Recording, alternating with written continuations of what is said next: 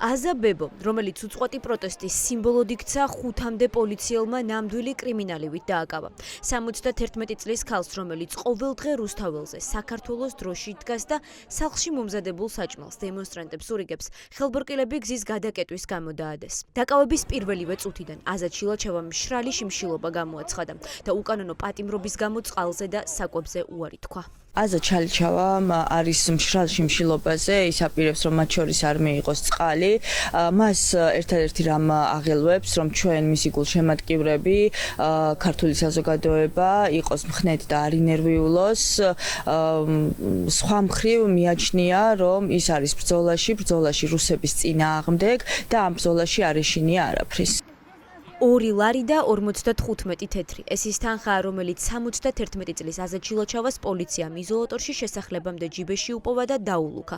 გაგრიდან დევნილმა ქალმა ადვოკატებს უთხრა, რომ საკანი იმაზე დიდია, ვიდრე მისი დროებითი საცხოვრებელი თემქაზე. ძალიან ხშირად გვიმეორებდა სიტყვებს, რომ მას თავისი პროტესტი აქვს, მას თავისი სათქმელი აქვს, მას თავისი წუხილი აქვს სახელმწიფოს მიმართ. ხედავთ, რომ ქალბატონი აზას ინდივიდუალური გარემოებები არ არის საკმარისი იმისთვის, რომ თუნდაც გუშინ ხელწერილით გაეთავისუფლებინა შინაგან საქმეთა სამინისტრო. დევნილი პენსიონერის დაკავების შემდეგ განგაში გამოაცხადა მამა დოროთე ყურაშვილ. სასულიერო პირი ამბობს, რომ ქუჩის პროტესტი უალტერნატივოა და საჭიროა ოპოზიცია იდგეს ხალხის გვერდით. ან მოძებნონ უკეთესი გზა რეჟიმის შესაცვლელად. ქალბატონი აზა, მოხუცი ქალი და კიდევ სხვები, ბავშვები, ესენი რომ ციხეში არიან, ესენი რომ ციხეში იტანჯებიან და თქვენ მშვიდად რა გამყოფებთ? გამოდით ეს გააპროტესტეთ და თუ უკეთესი გზა იციან პოლიტიკოსებმა, რომელი გზაც გაანთავისუფლებს საქართველოს, მაშინ გამოვიდნენ და უთხრან ამ ხალხს და თუ არა და დადგნენ ამ ხალხთან. არც გადასული უკანონობა არის. ეს ხო სამართალი ხო არ გაგვაჩნია საერთოდ. კაცის არ არის საერთოდ, რომ ერთ კაცს რაღაცა სინდისი გონება, რაღაცა თანაგრძნობა ხო უნდა კონდეს და არა აქვს. პოლიციას ნადირობა აქვს გამოცხადებული ყველა იმ ადამიანზე, ვისი ჯიუტი პროტესტის გამოც რუსთაველზე უწყვეტი აქციები მიდის. გუშინ გზა ერთი ოჯახის 4 წევრმა გადაკეტა. ჩემი შვილია, ისიც მეორეც შვილია. ეს და არის. და გამოხოდით გადაწყვიტეთ, რომ ისაუბრეთ სანამ მოხვიდოდით აქციაზე, რომ გადმოხვიდოდით გზაზე? არა, სპონტანურად მოხდა, ხა აშკარად. ეს მანანა ჯავაშვილია, თბილისი ვალდორფის თავისუფალი სკოლის დამფუძნებელი და ცნობილი ფოტოგრაფის გურამ წიბახაშვილის მეუღლე. გუშინ ამ ოჯახმა იცოდა, რომ პროტესტის გამოხატვას მათი პატიმრობა მოყვებოდა, თუმცა ამბობდნენ, რომ სხვა გზა ქართულმა ოცნებამ არ დაუტოვა. რა ვიცი, ციხე არა უშავს რა.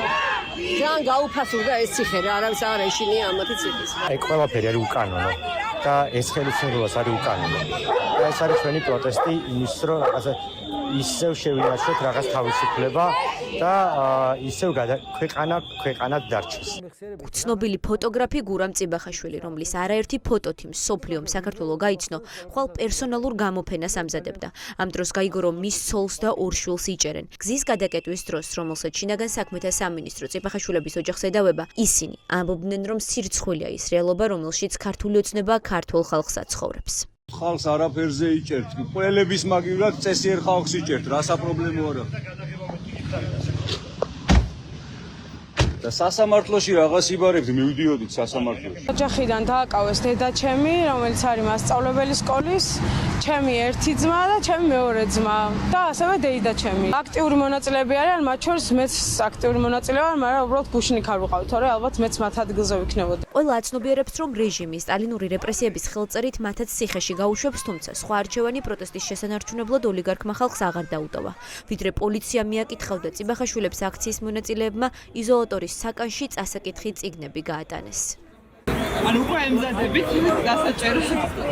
წიგნი მივეცე.